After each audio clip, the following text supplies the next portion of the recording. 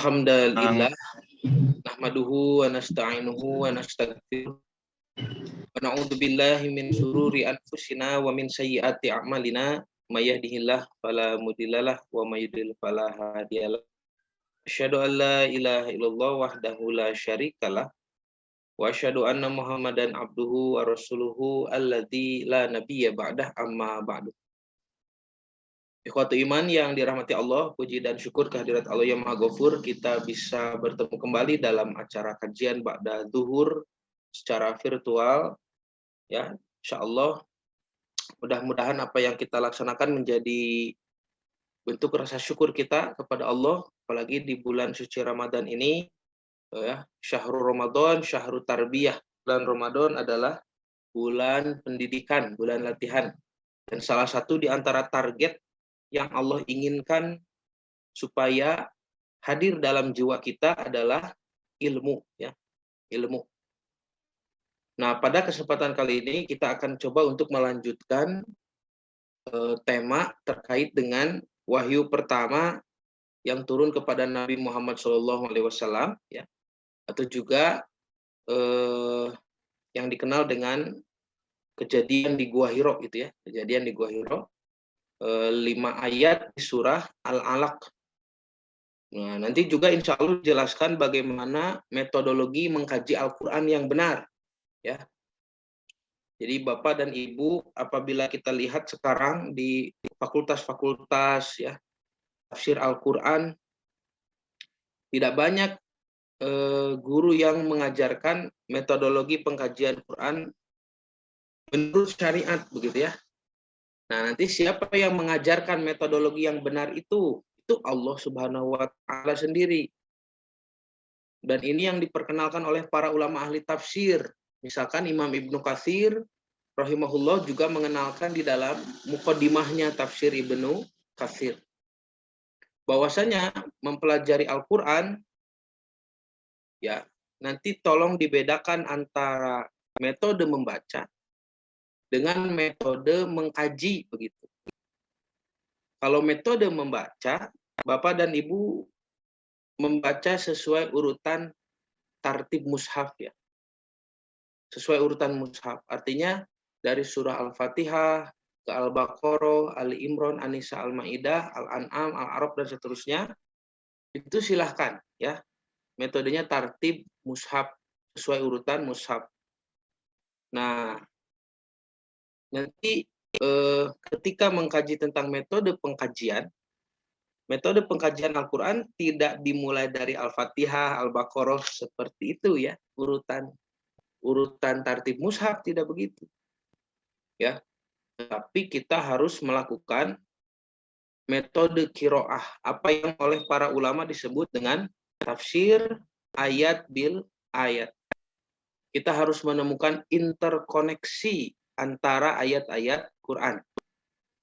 Interkoneksi itu nanti Allah sebutkan di dalam surah Al-Waqiah, ya.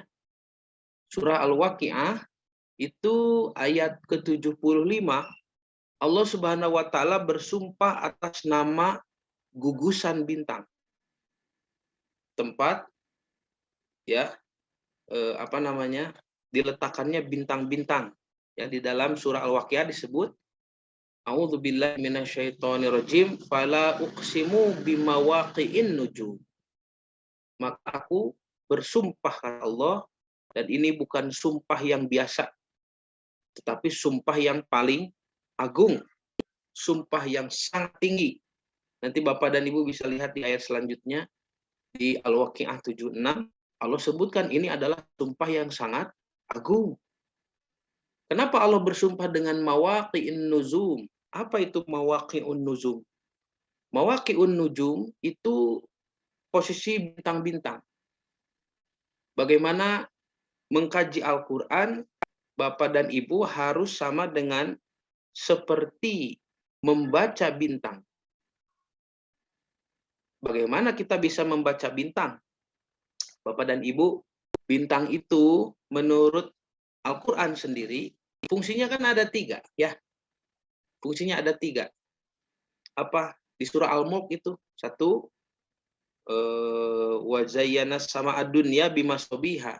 ya, kami jadikan dia penghias langit dunia, ya. Kemudian rujuman lisyayatin, sebagai alat pelempar setan. Itu Allahu a'lam, Allah yang Maha tahu. Seperti apa setan dilempar oleh bintang. Dan yang ketiga, liyuh tadabihi, ini di ayat yang lain, ya. Di hadis juga ada, bintang digunakan untuk petunjuk arah.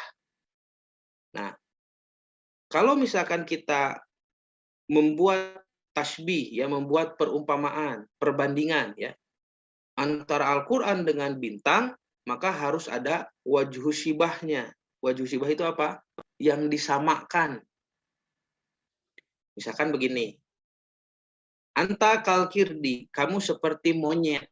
Monyet bukan, jawabannya kan bukan. Kamu manusia, cuma saya umpamakan seperti monyet. Apanya yang seperti monyet itu? Apakah badannya? Apakah wajahnya? Apakah suaranya? Apakah kemampuannya memanjat pohon? Ya, ataukah kenakalannya? Misalkan kalau saya mengatakan kamu seperti monyet kepada murid yang nakal. Kamu ini seperti monyet. Nah, maka perbandingan itu wajhu syibahnya adalah dalam hal kenakalannya. Bisa dipahami ya? Ini pelajaran ilmu bayan, ya, ilmu balaghah. Kalau misalkan Allah Subhanahu wa taala bersumpah atas nama gugusan bintang, rasi bintang, dan menyebutkan bahwa ini adalah kitab yang agung, dan dengan sumpah yang agung, maka ada wajhu syibah, ada keterikatan, ada kemiripan, ada ketersinambungan antara sifat Al-Quran dengan sifat gugusan bintang. Apa yang hendak disamakan ini? Bahwasanya Bapak Ibu, bintang itu, ya, bukan hanya bagus dilihat sebagai hiasan langit dunia. Quran pun sama, bukan hanya bagus didengar sebagai bacaan yang indah, murotal. Murotal itu ibadah, ya, dapat pahala, dapat per huruf. Tetapi Al-Quran diturunkan lebih dari itu. Al-Quran diturunkan untuk tujuan yang lebih besar dari sekedar dibacakan, murotal. Nah, maka sama dengan bintang. Bintang pun bisa menjadi alat pelempar setan. Sebagaimana Al-Quran pun bisa mengusir setan kalau diamalkan dengan benar. Bukan setan itu takut kepada bacaan Qurannya, bukan begitu. Setan itu kan dua macam. Minal jinnati wan nas di dalam surat An-Nas, ya. Dari golongan jin, dari golongan manusia. Maka ada dari golongan jin yang soleh, yang membaca Al-Quran. Artinya jin tidak takut dengan bacaan Quran. Jadi Quran itu bukan untuk ditempel di pintu, begitu ya. Atau ditempel di tembok, ya, ditempel di kusen, jendela. Bukan. Nah, itu jin ketawa itu, ya. Karena jin pun membaca Al-Quran. Jadi setan dalam wujud jin atau dari golongan jin tidak takut dengan bacaan Quran. Jadi apa yang dimaksud dengan bisa melindungi diri dari setan? Artinya adalah apabila Quran itu diamalkan dengan baik, ya, oleh pembacanya. Dan yang ketiga, bintang itu juga bisa menjadi petunjuk. Sama dengan Quran, bagaimana Bapak mengambil petunjuk dari Al-Quran? Metodenya seperti apa? Ya, maka Allah Subhanahu wa taala memberikan tasbih, ya, dengan sumpahnya itu kepada bintang-bintang. Bahwasanya ternyata metode yang diajarkan oleh para ulama tentang metode qiraah, ya, metode pengumpulan ayat, tafsir ayat bil ayat, itu memang caranya mirip dengan cara ketika kita ingin menjadikan bintang sebagai petunjuk. Dulu kan bintang itu dijadikan kompas, petunjuk arah. Mana arah selatan, oh, rasi bintang layang-layang, begitu kan? Mana arah utara, oh, rasi bintang apa? Beruang besar kalau tidak salah ya. Nanti ada rasi Taurus, rasi Banteng ya, kerbau, ada rasi Orion, rasi pemanah, ada rasi Dolphin, lumba-lumba. Banyak sekali konstelasi bintang di langit. Dan saya sudah mengenal itu dari sejak SD. Mungkin Bapak Ibu pun ada yang menyukai ya pelajaran fisika dulu terkait dengan benda-benda langit. Nah, ya, saya sangat senang sekali ilmu benda-benda langit dan ilmu astronomi ketika sudah di bangku aliyah ya, di bangku muallimin. Kalau dulu misalkan kebagian khutbah di pesantren, pasti khutbahnya tentang penciptaan langit dan bumi gitu ya. Karena saking senangnya dengan benda-benda antariksa ya. Nah, Bapak dan Ibu yang dirahmati Allah, jadi melihat bintang tidak bisa Bapak dan Ibu hanya dengan melihat secara terpisah untuk mendapatkan petunjuk. Saya ulangi, untuk mendapatkan petunjuk dari bintang-bintang itu tidak cukup bagi kita melihatnya hanya dengan satu bintang saja. Cukup tidak? Mana lihat perhatikan satu bintang aja pusing kan? Tidak, tetapi kita harus menemukan interkoneksi daripada titik-titik bintang itu. Ya, melibatkan berapa bintang? 10 bintang misalkan. Maka itu menjadi rasi yang bisa dipahami. Oh, ini bentuknya ya, bentuk misalkan rasi apa? Ikan. Ikan, ini rasi ikan. Ya, ini rasi domba. Itu kan bisa dilihat karena ada interkoneksi. Begitulah Bapak dan Ibu kita mengkaji Al-Qur'an. Nanti dibahas lebih detailnya ya. Ini kan hanya menyinggung saja. Nanti kita lihat ayatnya. Bagaimana Allah juga mengancam kepada orang yang hanya menjadikan Quran itu sebagai parsial, terpisah-pisah. Nu dibaca teh surat eta we. Dikultuskan surat itu, tidak boleh. Baca surah Al-Hijr ayat 89. Allah marah kepada orang seperti itu. Ya, mengkaji Al-Qur'an 6.000 ayat lebih ini. Semuanya harus dikaji, semuanya harus diamalkan. Tidak ada yang diandalkan satu surat itu terus saja dibaca. Tidak begitu. Ya. Nah, jadi di satu sisi kita pun harus membedakan metode pembacaan dengan metode pengkajian. Metode pembacaan, nanti lihat surah Al-Isra ayat 106. Bahwa Allah memisah-misah surah di dalam Al-Quran dengan nama. Dengan nama ya, bukan dengan juz. Kalau dengan juz itu hanya untuk penghafal ya, sebetulnya. Tapi untuk membaca, Bapak Ibu pisahkan dengan nama-namanya. Nama-nama surah itu. Karena Allah memisahkan surah-surah itu takra'uhu kata Allah. Untuk supaya kamu membacanya. Artinya kita baca satu surah ya. Bagaimana cenah Pak Ustadz kalau surah Al-Baqarah kan panjang. Wayahna, kenapa Al-Baqarah ditaruh di urutan terdepan? Karena memang harus dibaca di tanggal 1 ya.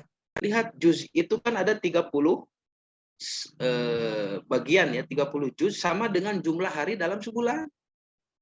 Itu artinya kita bisa membaca ya khatam setiap bulan 30 juz kalau kita berhasil membaca satu hari satu juz. Urutannya tartib mushaf silah. Al-Fatihah, Al-Baqarah ya. Nanti Al-Baqarah di hari pertama, hari kedua Ali Imran. Ali Imran hari ketiga An-Nisa. Tentu saja Al-Fatihah dibaca tiap hari tidak apa-apa. Kan itu sebagai kunci pembuka ya, Al-Fatihah pembuka. Jadi hari pertama Al-Fatihah dan Al-Baqarah misalkan. Dipisahkan dengan nama-nama suratnya ya. Kemudian hari kedua Al-Fatihah dengan Ali Imran. Kemudian hari ketiga An-Nisa ya. Hari keempat Al-Maidah surat kelima. Kelima Al-An'am gitu ya. Hari kelima, hari keenam Al-A'raf surat ketujuh. Hari keenam itu. Hari ketujuh kita punya Al-Anfal yang kenapa ayatnya itu pendek. Kayak. Nah, hanya hari Al-Baqarah panjang, Ali Imran panjang, An-Nisa panjang, ratusan ayat. Al-Baqarah 286 ya. Ali Imran berapa? 200 ya, 200 ayat. Kemudian An-Nisa, lihat oleh Bapak dan Ibu, ratusan ayatnya. Tapi kenapa Al-Anfal hanya 75 ayat? Ya, di hari ke-7 kita ketemu Al-Anfal 75 ayat, sedikit. Tapi ternyata setelah selesai surah Al-Anfal itu ada sesuatu yang aneh di sini. Di surah ke-9 ya. Al-Anfal kan ke-8, surah ke-9 surah At-Taubah atau Al-Baro'ah, kenapa tidak ada Bismillahirrahmanirrahim? Nah, nanti ada ulama yang menjelaskan, Bapak Ibu bisa gabung Al-Anfal dengan surah At-Taubah, jangan berhenti. Ya. Nah, itulah metode membaca, yaitu silahkan. Nah, jadi metodologi membaca boleh ya seperti itu. Jadi di hari ke-7 nanti Bapak Ibu membaca Al-Anfal dan At-Taubah 2 surah ya. Dan seterusnya nanti boleh bisa dijelaskan lebih detail. Artinya 1 bulan itu kita bisa khatam. Itu adab seorang muslim, seorang Islam kepada Al-Qur'an ya. Adab seorang muslim kepada Al-Qur'an. Dan kita akan mendapatkan nur, mendapat cahaya. Karena nanti surah An-Nur itu tepat di tanggal 15 ya dibaca itu. Ya. Pas bulan purnama ketika terang benderang. Oh, saya lupa, dan dari tadi kita menyebut tanggal 1, tanggal 2 itu maksudnya di dalam kalender Hijriyah ya. Bukan dalam kalender Masehi. Kalender Masehi ya tidak usah diperhatikan kecuali untuk kepentingan kerja dan sekolah sajalah. Untuk kepentingan kehidupan kita, apalagi beribadah, kita gunakan kalender Hijriyah. Di satu sisi ada ta'abudi, sisi ibadahnya, di sisi lain memang lebih konsisten. Ya, karena jumlah hari dalam 1 bulan itu 29 kadang-kadang ya, dan 30 dan itu konsisten. Tidak ada jumlah hari bisa 28. Itu kalender Masehi ngaco. Jumlah hari 28 dan mereka mengatakan juga bisa sampai 31. Waduh. Jadi ada 28, ada 29, kabisat ada 30, ada 31 ya. Karena memang teknik perhitungan yang berbeda, yaitu solar kalender dihitung dari peredaran matahari. Tapi tetap saja harusnya konsisten 30 31 30 31. Ini kenapa ada 28 29? Ya. Bapak dan Ibu perhatikan. Kalau Januari itu 31, Februari itu harusnya 30, Maret 31, April 30 ya. Juni 31, Juli mohon maaf. April berapa? 30 ya. Ya 30. Mei maksud saya Mei 31, Juni 30. Juli 31. Juli itu 31. Oh iya, dihitung dengan ini ya. Dulu diajarkan oleh ayah saya dulu. Januari, Februari, pokoknya yang tepat tulang ini 31 begitu ya. Yang di sela-sela tulang ini 30. Ini kan dari sini Januari, Februari, Maret, April, Mei, Juni, Juli. Juli itu kan di tulang 31. Setelah Juli, ini Agustus. Agustus itu kenapa 31 lagi? Ya. Kalau perhitungan ini konsisten, Agustus itu harusnya 30. Dan saya baca dalam sejarah penetapan kalender Gregorius ini kan kalender yang ditetapkan oleh Paus Gregorius. Dulu Agustus itu memang 30. Lalu kenapa menjadi 31? Karena permintaan Kaisar Agustinus, untuk tidak menyebut arogansi ya. Permintaan Kaisar Agustinus yang dia tidak ridho bulan yang dinamai oleh namanya itu, bulan Agustus, lebih sedikit tanggalnya dari bulan Julius Caesar. Julius Caesar kan 31. Kenapa saya 30? Tidak mau. Saya pun mau 31. Itu yang terjadi. Dari mana kita mengambil 1 hari itu? Mau diambil dari Januarius, bulan Dewa Janus, nanti kualat, bagaimana? Itu ya, yang dipikirkan oleh orang Romawi dulu, pagan. Lihat ambil dari bulan Martius, tidak berani, itu pun nama dewa-dewi pagan. Aprilius, ya, Maius, begitu. Itu nama-nama dewa-dewi. Februarius, ini bulan bersih-bersih. Ambil saja dari Februarius, mau ngambek si etama. Tuh ya, comot saja. Jadi di bulan Agustus 31 dan Februari 29. Ya, harusnya Februari kan 30 tadi, di 29. Nanti karena setelah dihitung setiap 100 tahun sekali, ini masalah kabisat ya. Dikurangi lagi ya. Nanti ditambah lagi 4 tahun sekali jadi 29. Tadi dikurangi jadi 28, nanti 4 tahun sekali ditambah jadi 29. Dan apakah Bapak Ibu pernah memperhatikan urutannya, urutan bulan? Kenapa September itu menjadi bulan 9? Padahal secara bahasa Septa itu 7. Oktober, kenapa bulan 10? Kan Okto itu artinya 8.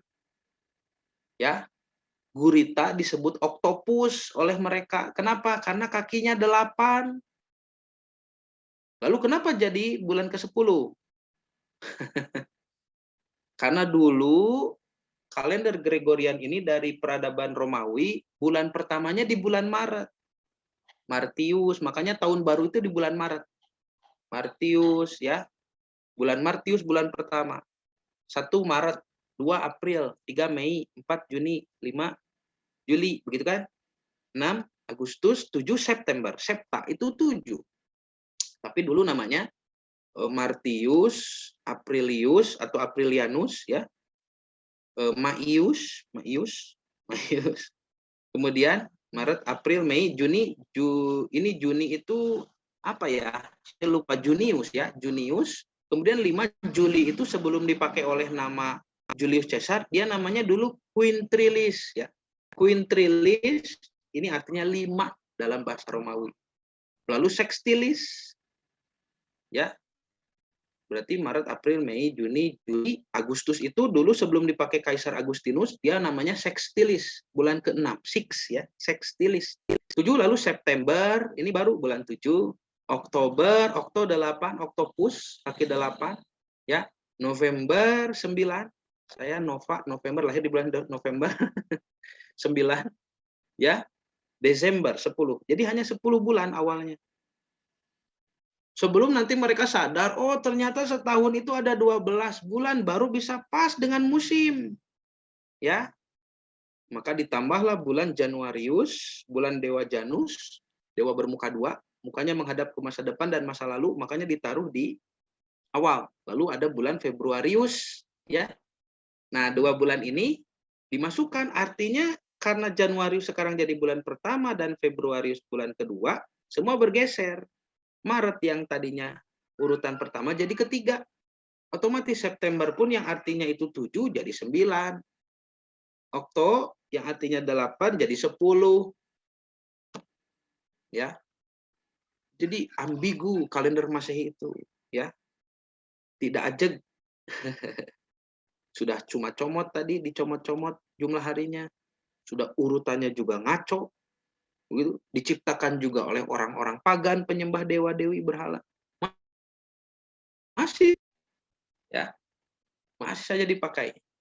Bagaimana ini kalau kalender buatan orang-orang musyrik seperti ini? Ya. Ya sulit, kalau di Indonesia kan sudah dipakai. Jadi sulit dirubah. Padahal Allah Subhanahu wa taala dulu ya menegur Nabi Muhammad SAW untuk mengganti atau menghilangkan kebiasaan bulan nasi di peradaban jahiliyah. Apa itu bulan nasi? Orang-orang jahiliyah di Arab dulu, mereka menciptakan bulan ke-13 tiap hari. Untuk apa? Supaya kalender Komariah itu Muharram Safar Rabiul Awal bisa sinkron dengan kalender Masehi ini. Karena kan di antara 2 kalender ini, yang satu lunar kalender menurut peredaran bulan, ini solar kalender menurut peredaran matahari, itu terdapat selisih 11 hari ya, 10 hari lebih dalam 1 tahun. Berarti selama 3 tahun, itu selisihnya jadi 1 bulan, 30 hari. Makanya mereka ketika menginjak bulan Zulhijjah misalkan, setelah 3 tahun, tidak langsung ke bulan Muharram.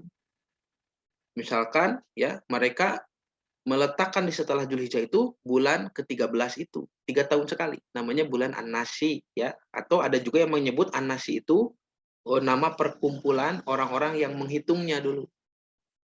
Nah, Allah Subhanahu wa taala menegur kebijaksanaan kalender yang dibuat oleh orang-orang musyrik ini.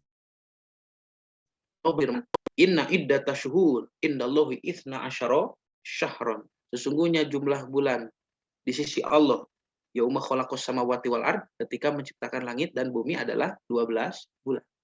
Artinya Nabi disuruh untuk tidak menggunakan kebijakan orang-orang musyrik dalam membuat kalender, gitu ya. Nah, makanya di pesantren itu Bapak Ibu, ya pesantren saya dulu Cibegol di Soreang, pesantren Kiai Haji Muhammad Romli. Ya, Ustadz Romli itu dengan guru kami dengan ingatan yang diberkahi oleh Allah. Beliau itu di kepalanya itu ribuan hadis ya. Mungkin ratusan ribu hadis. Bersama sanadnya dengan rawi-rawinya dengan orang-orang itu hafal beliau. Ya, sekarang masih ada dan sudah sangat sepuh. Semoga Allah Subhanahu wa taala menjaga beliau. Itu selalu menggunakan kalender pendidikan standar Syawal Sya'ban. Ya. Begitu juga pesantren kami yang sekarang Ibnu Hajar juga ya memang orientasi kegiatan belajar mengajar itu Syawal Sya'ban. Nah, sekarang setelah Sya'ban melewat, Ramadan itu libur ya. Libur panjang. Nanti masuk lagi pertengahan Syawal. Ya begitulah. Dan perpindahan hari menurut kalender bulan itu adalah maghrib. Tetapi menurut kalender versi barat ini, kalender Gregorius ya, Masehi itu di tengah malam. Karena memang dihitung dengan pergerakan matahari. Tengah malam jam 12 malam ketika Bapak Ibu sedang tidur pulas. Tidak Islam tidak begitu. Perpindahan hari di dalam Islam terjadi di waktu maghrib. Ya, orang Yahudi, orang Nasrani pun tahu karena mereka dulu menggunakan kalender bulan juga. Orang Yahudi menggunakan kalender Halwa Ifrit. Sama pindah harinya maghrib. Perpindahan hari ditandai dengan gurubnya matahari yang indah, ya, sunset, dan kita bersujud kepada Allah, ya, mengenang hari itu dengan sholat maghrib yang rokaatnya berjumlah 3 rokaat. Apa itu 3 rokaat? Itu witir untuk aktivitas siang hari. Jadi aktivitas siang hari kita ditutup dengan witir. Witir siang apa itu? Sholat maghrib. Karena itu jumlah formasi rokaat sholat maghrib tidak diotak-atik. Kalau rokaat yang 4 itu, sholat yang rokaatnya 4, kan asalnya 2. Jadi dari 2, ya, duhur, asar, isya itu dari 2 menjadi 4. Kalau maghrib dibiarkan 3. Nah, nanti masuk malam hari, sudah masuk hari baru itu. Maka sebelum tidur kita dianjurkan witir lagi. Witir malam. Ya, sebelum tidur disunahkan sholat witir. Jadi aktivitas siang ditutup witir, sholat wajib maghrib, aktivitas malam pun ditutup dengan sholat witir. Nah, Bapak Ibu, itulah penanggalan yang kita pakai untuk membaca Al-Quran. Ya, nanti mulai bulan Syawal atau Ramadan ini memang harus dimaksimalkan. Tapi kalau kelewat, ya dari bulan Syawal, tanggal 1 baca ya Al-Fatihah dan Al-Baqarah. Bulan 2 itu ya Ali Imran. Bulan 3 hari ketiga tanggal 3 An-Nisa dan seterusnya. Ya, dengan cara itu Bapak Ibu kita akan terhindar dari perasaan yang Nabi sebutkan di akhir zaman waktu akan berjalan begitu cepat.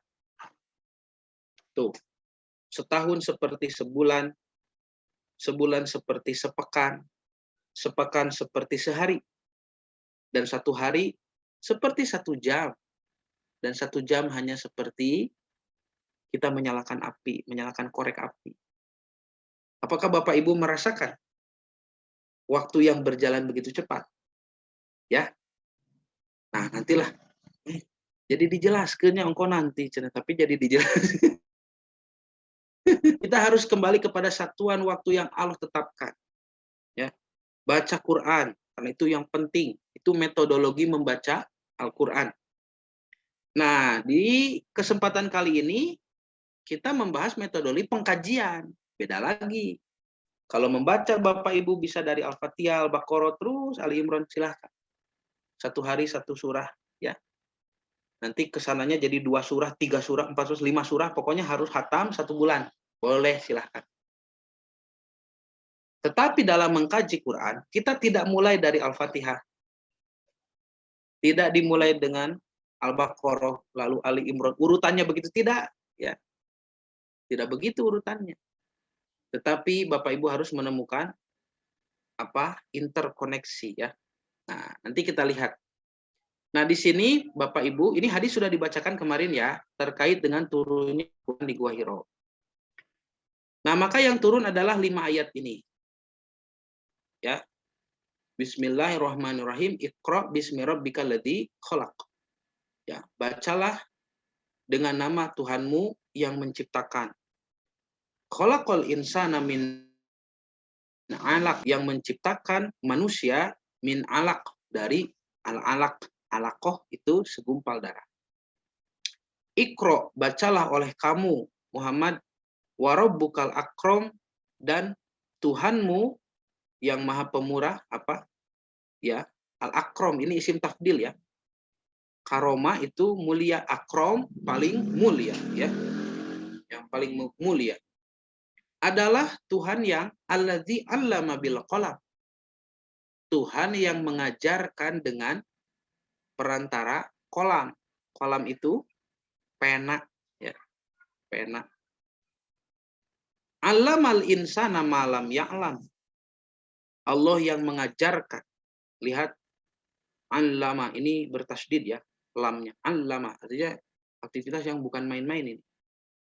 Allamal insana malam ya'lam. Allah mengajarkan manusia apa yang tidak diketahui. Jadi perintah baca nih. Baca Bapak Ibu, Quran itu baca dulu. Bagaimana bisa kita mau mengkaji dengan metodologi yang rumit, harus menemukan interkoneksi, tafsir ayat bil ayat. Macana getara, kumaha. Baca dulu. Metodologi membacanya diterapkan dulu. Baca dulu tiap hari. Nanti ketika kita membaca, kita akan menemukan pertanyaan. Ya. Misalkan dulu saya pernah baca surah Ali Imran ayat 96. Itu ditemukan ada lafaz bakah. Nanti muncul pertanyaan, kok ini disebut bakah, gitu ya? Jadi ketemu nih, mau mengkaji Quran itu ketemu masalah, ketemu nanti petunjuknya ada. Jadi setiap kita membaca dari awal sampai akhir, kita akan mendapatkan kalimat yang menjadi catatan. Nah, setelah dibaca, oh ada bakah di surah Ali Imran, misalkan terus kita membaca lagi besoknya, lusa, terus sepekan, 2 pekan, kita ketemu di surah Al-Fathu. Surah Al-Fathu menyebut lagi kota Makkah, Mim, Makkah. Loh, di sini kok Mim, begitu ya? Makkah. Tapi di surat yang lalu, bisa jadi Bapak Ibu lupa suratnya. Surat apa kemarin itu, ya? Bakah itu. Nah, surah Ali Imran itu, Bapak Ibu bisa jadi lupa, tidak apa-apa. Karena bulan depan kita baca lagi. Setelah bulan depan kita baca, kita akan temukan lagi bakah. Oh iya, tah. Ketemu untuk yang kedua kalinya di Cirian Moa, di Cirian. Oh ini Ali Imran 96. Lalu ada pertanyaan muncul, kenapa di sini bakah lalu di sana Mekah? Nah, itu kan berangkat dari pertanyaan seperti itu. Al-Quran memberikan petunjuk. Nanti satu ayat ditafsirkan dengan ayat yang lain. Ini masalah bakah dan Mekah sudah pernah dijelaskan ya di episode Islam Pelanjut Milah Ibrahim. Silakan Bapak Ibu merujuk ke video tersebut. Nah, maka di sini disebut ikro, baca. Baca dulu, baca. Saya pernah mewawancara untuk kepentingan skripsi, ya. Guru kami yang lain, yaitu Kiai Haji Usman Solehuddin. Ustadz Usman, yang terkenal dengan kebiasaan membacanya yang luar biasa. budaya baca di pesantren beliau di Jalan Gatot Subroto, ya, pesantren Tahzibul Wasiyah, itu setingkat fakultas begitu. Jadi mahasiswa hungkul tadi di Tumah, Nungitab teh.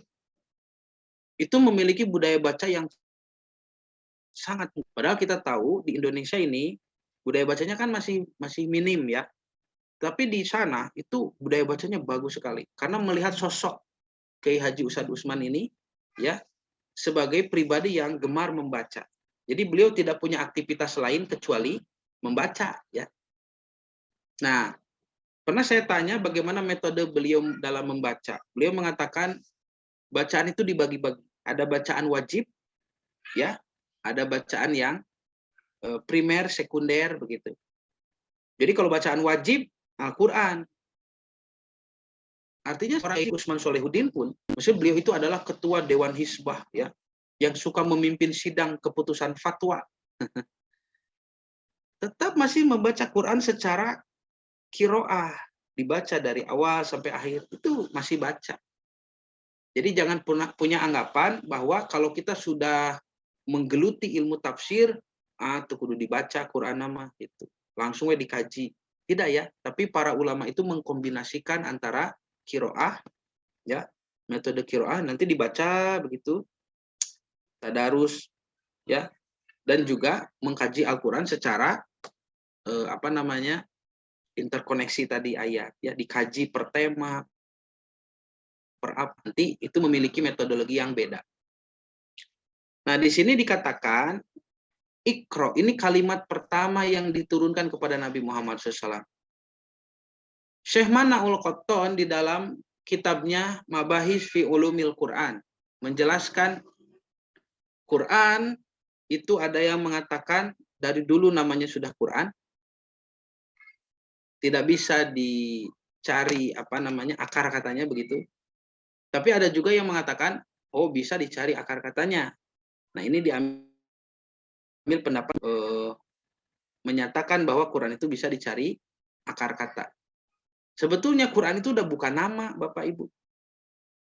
Ya, Quran itu bukan nama. Quran itu sifat atau jenis ya. Jadi bukan nama kitab, bukan. Karena kitab ini tidak diberi nama sebetulnya. Kumpulkan semua nama Quran coba. Semuanya disebut sifatnya. Al-Quran disebut Al-Furqan misalkan, pemisah. Disebut juga Tadzkirah, pemberi peringatan ya, peringatan. Al-Bayan, penjelasan, begitu. Kemudian Alkitab ya, yang dibukukan, buku ini kumpulan buku, tulisan. Dalikal kitabul la raiba fihi itu. Dan Al-Qur'an apa? Bacaan begitu. Ya. Jadi memang penting sekali peran bacaan itu. Jadi harus dibaca.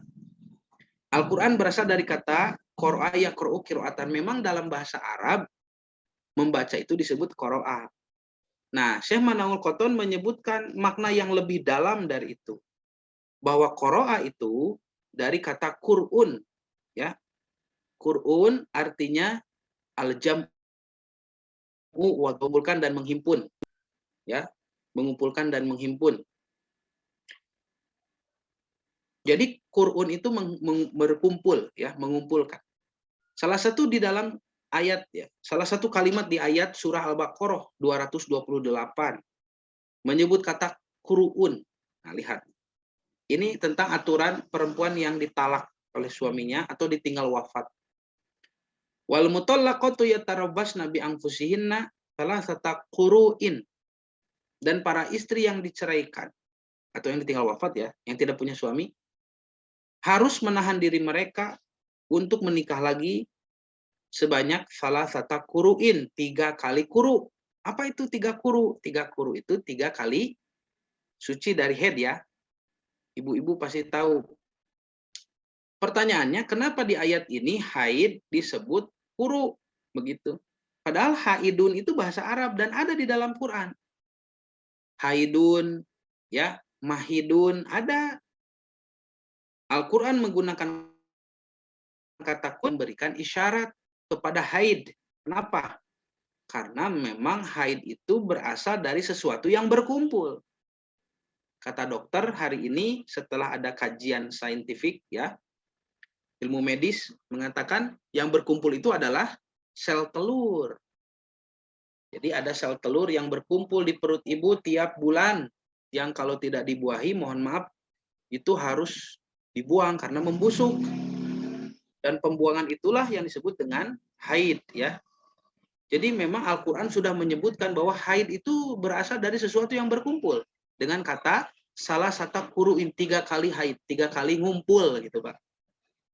Nah itu dalilnya bahwa Qur'un itu artinya berkumpul. Nah dalam bahasa Arab, kata qoro'a juga diartikan membaca. Karena aktivitas membaca adalah pekerjaan mengumpulkan huruf menjadi kata, kata jadi kalimat, kalimat jadi paragraf, dan diambil maknanya. Itu membaca. Jadi kalau tidak dibaca, tidak bisa diambil makna. Hanya kumpulan huruf saja begitu. Misalkan saya tidak baca nih. Bapak, Ibu, mari kita ngaji. Kemana ngajinya? Ke Mim, Sin, Jim, Dal. Nah, di mana itu Mim, Sin, Jim, Dal? Tidak ada makna. Karena saya tidak melakukan pengumpulan, pembacaan. Kalau dibaca, Mim, Sin, Jim, Dal. Nah, masjidun. Itu baru ada makna, ya. Jadi membaca itu mengumpulkan huruf. Nah, jadi kiroah artinya menggabungkan huruf-huruf dan kalimat antara yang satu dan yang lain dalam bacaan dengan tartil. Tuh. Nanti bedanya apa kiroah dengan tilawah? Kalau kiroah itu hanya membaca saja, ya, membaca, tidak ada kepentingan apa-apa. Kita baca saja mengumpulkan huruf, oh maknanya begini, ya. Tetapi kalau tilawah dari kata tala yatslu tilawatan. Tala itu artinya mengikuti. Wasyamsi waduhaha wal qamari idza talaha. Tuh. Demi matahari apabila, ya, wasyamsi waduhaha apabila naik sepenggalahan. Wal qamari dan demi bulan idza talaha apabila mengikutinya. Nah, talayatlu tilawatan itu mengikuti. Jadi tilawah itu artinya khusus tuhtasu bittiba'i kutubillah. Membaca untuk mengikuti dengan amal, ya, kitab-kitab Allah. Kadang dengan mengikuti bacaannya, kadang dengan mengikuti perintahnya, ada larangan, anjuran, ancaman, atau sesuatu yang dibayangkannya, ya, lebih khusus. Jadi tilawah itu kita belajar lebih khusus dengan Quran, ya, itu tilawah. Nabi itu melakukan tilawah karena Nabi tidak bisa baca tulis. Jadi Nabi membacakan itu dengan hafalan. Bacakan nih, ya ayyuhalladzina amanu kutiba alaikumusyaum. Para sahabat dengar, oh diwajibkan saum. Laksanakan ibadah saum, itu tilawah, ya. Tilawah itu. Jadi kita baca, orang lain dengarkan, lalu pahami, lalu amalkan, itu tilawah. Seperti kita dalam pengajian. Ini saya bacakan, Bapak Ibu memperhatikan, memahami, nanti diamalkan. Ini kita sedang melakukan tilawah. Tapi kalau kita bertadarus sendiri, nah itu kiroah, ya, itu kiroah. Nah, maka kata Imam Ar-Raghib Al-Asfahani, setiap tilawah itulah adalah kiroah. Tentu saja, karena bertilawah itu pasti membaca, ya. Tetapi tidak setiap kiroah itu tilawah, ya. Fakulu tilawatin kiroatun, walaisa kulu kiroatin tilawatan. Maka setiap tilawah itu kiroah. Tetapi tidak semua kiroah itu tilawah. Nah ini ya, jadi perbedaan kiroah dengan tilawah.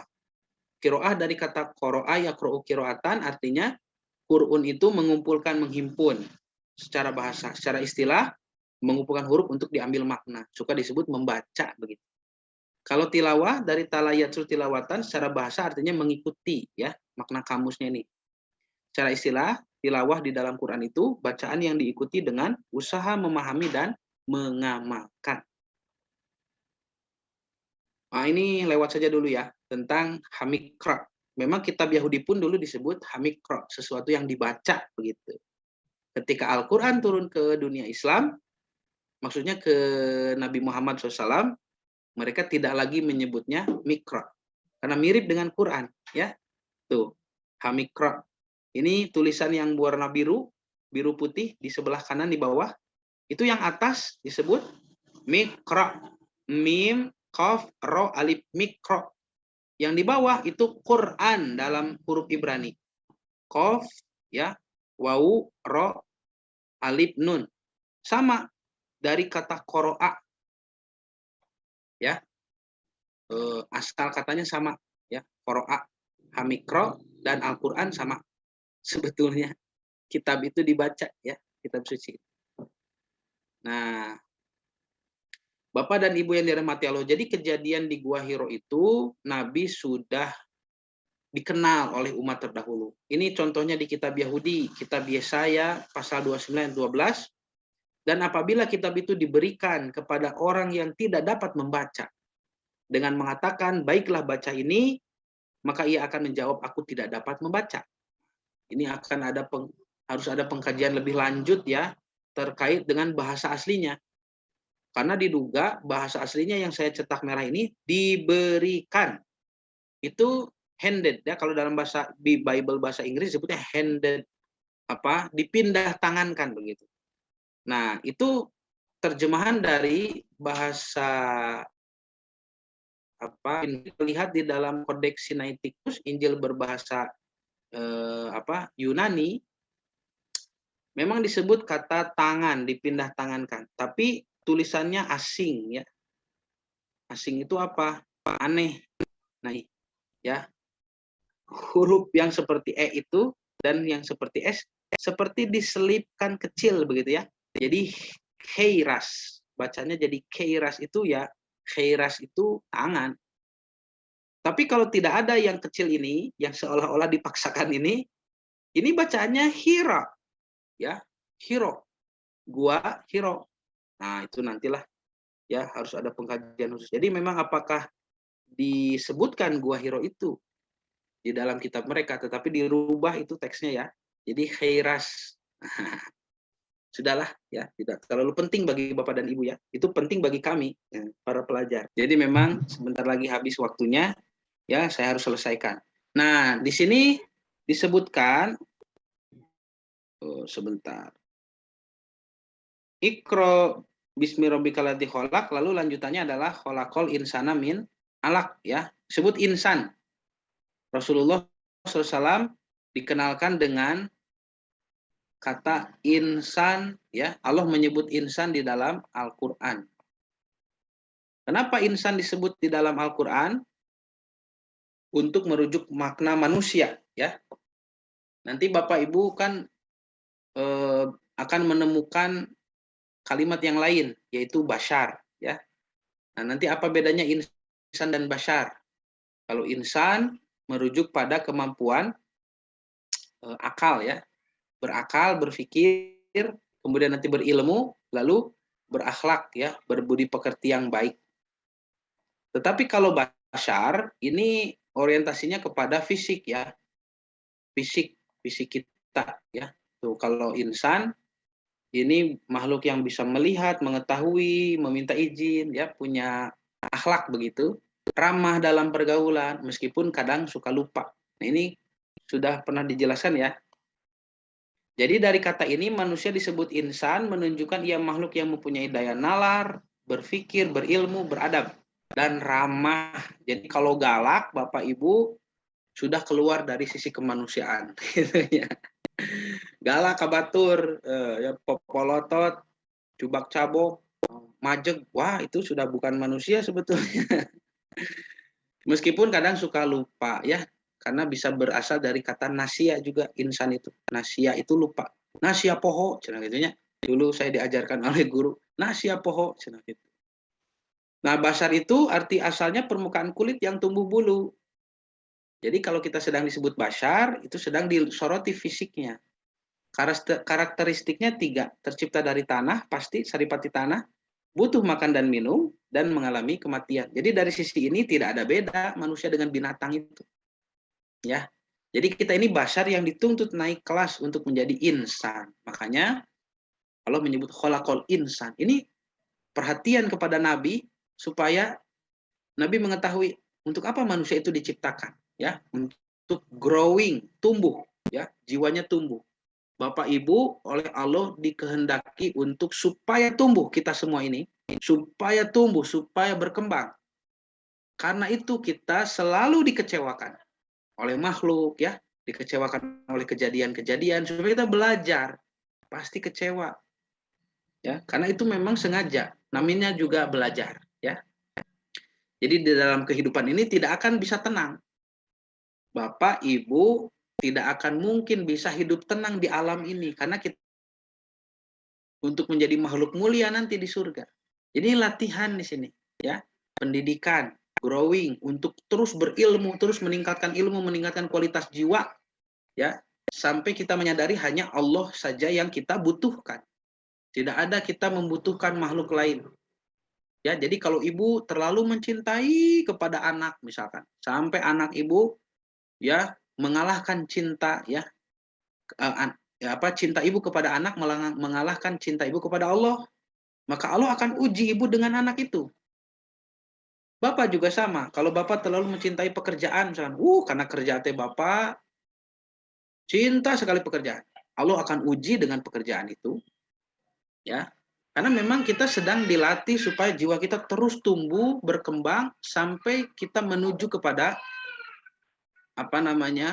ma'rifatullah, ya, mengenal Allah, menjadi makhluk yang Allah cintai.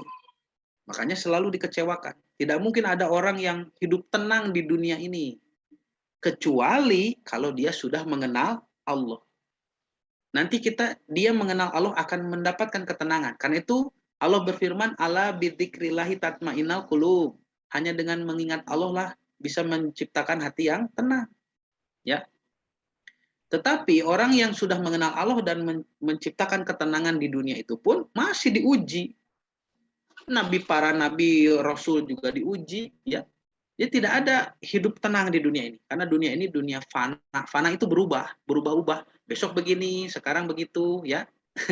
Kemarin begini, sekarang begitu, besok berubah lagi. Nah, sesuatu yang berubah-ubah itu tidak tenang, ya. Jadi bagaimana bisa kita hidup tenang di alam yang berubah-ubah, riweuh, alam yang semrawut. Manusia berusaha untuk hidup tenang di alam riweuh, kakalah beki riweuh. Tidak mungkin mendapat ketenangan. Nah, Iqra wa rabbukal akram, ya. Ini dalam menuntut ilmu harus melibatkan Tuhan. Oh, ini gambar ciptaan kita ya, alaqah. Sudah banyaklah ini ya dibahas alaqah. Dan memang kita berasal dari segumpal darah yang membesar, ya. Nah, Iqra wa rabbukal akram itu melibatkan Allah dalam menuntut ilmu, ya. Alladzi 'allama bil qalam, yang mengajari manusia. Alama itu dari kata alima, ya, artinya mengetahui keseluruhan. Sedangkan mengetahui sebagian itu arofa, ya. Arofa.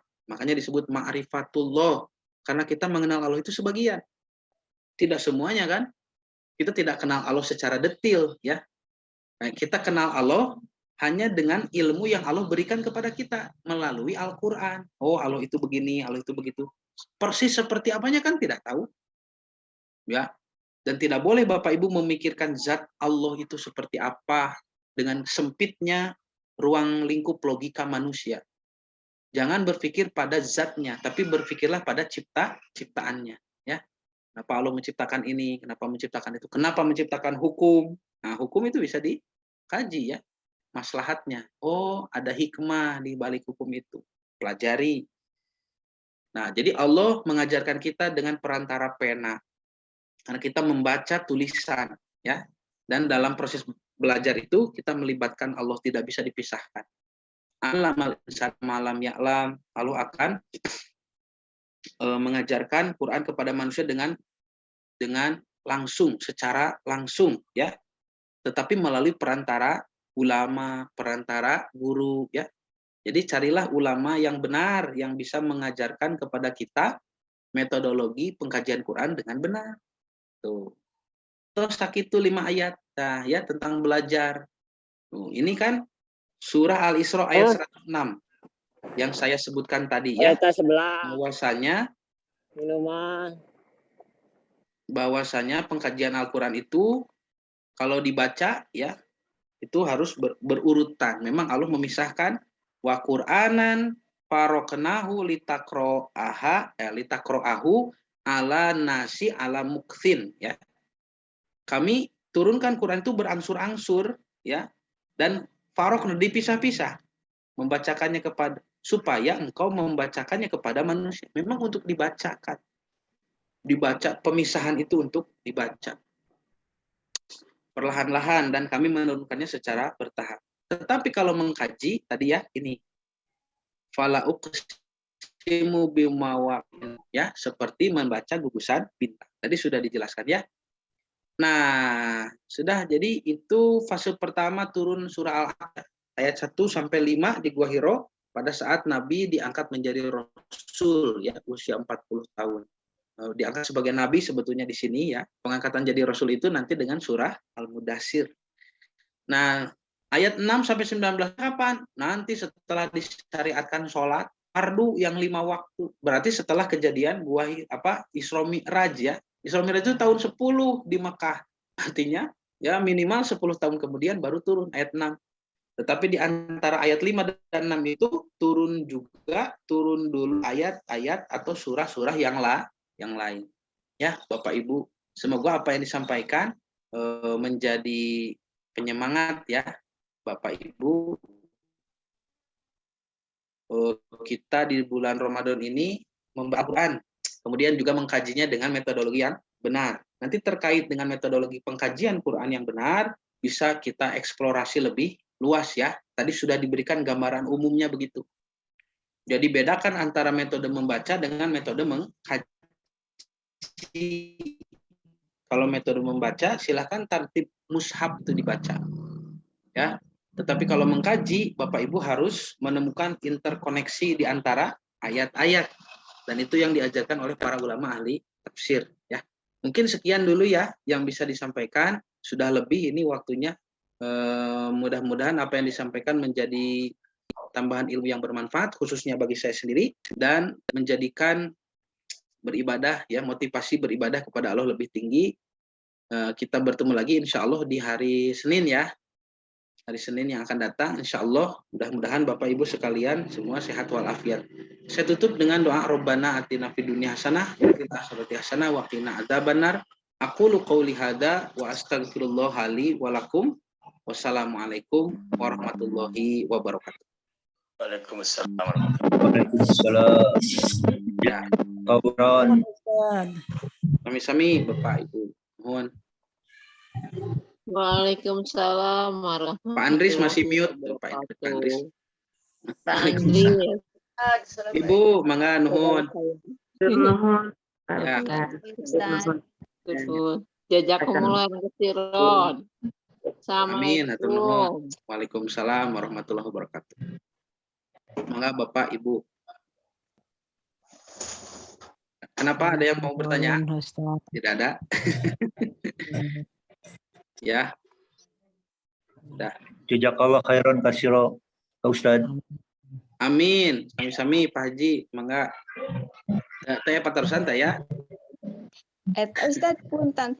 Berarti lepat ya teh lomba tilawatil Quran sudah tidak tepat terus dilombakan lagi ya.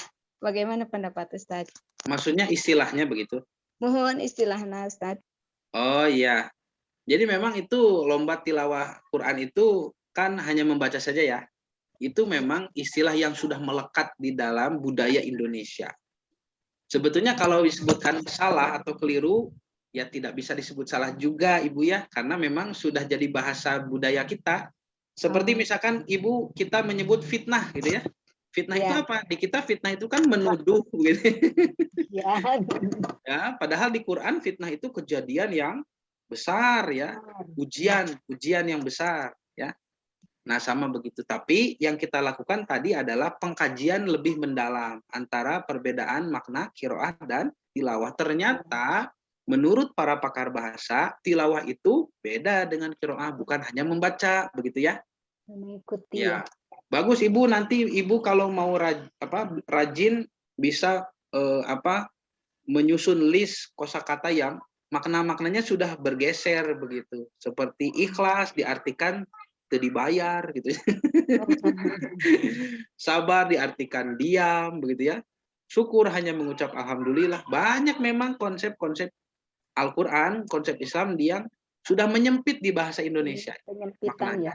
Ya, penyempitan makna termasuk tilawah itu ya. Apalagi yang paling hebat menyempitnya itu makna silaturahim. Waduh, silaturahim pabelit jeung ukhuwah Islamiyah gitu ya.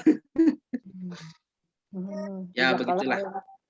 Sudah dulu ya. Ya, terima kasih banyak atas perhatiannya. Saya kembalikan kepada Ustadz Gufron. Mangga Ustadz. Amin. Mari kita sama-sama tutup dengan bacaan hamdalah dan dilanjut dengan doa kifarat majelis. Alhamdulillahirabbil alamin. Subhanaka Allahumma wa bihamdika asyhadu an la ilaha illa anta astaghfiruka wa atubu ilaik. Itu saja mungkin, mohon maaf dari segala kekurangan. Wabillahi taufik wal hidayah. Wassalamualaikum warahmatullahi wabarakatuh.